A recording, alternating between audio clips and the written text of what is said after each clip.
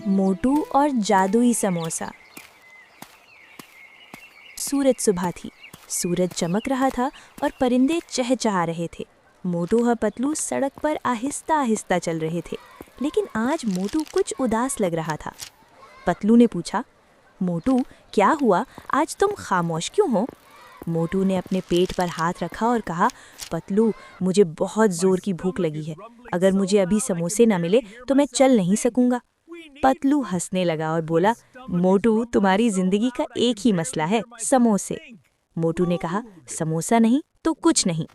दोनों समोसे वाले की दुकान की तरफ जा रहे थे कि रास्ते में उन्हें एक अजीब सा बूढ़ा आदमी नजर आया।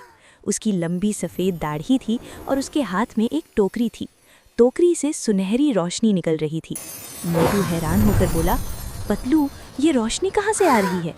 वो दोनों बूढ़े आदमी के पास गए। बूढ़े आदमी ने मुस्कुरा कर कहा, ये आम समोसे नहीं हैं, ये जादुई समोसे हैं। मोटू की आंखें खुल गई। समोसा उठाया और खा लिया। इस बार मोटू बहुत ताकतवर हो गया। उसने एक हाथ से गाड़ी उठा ली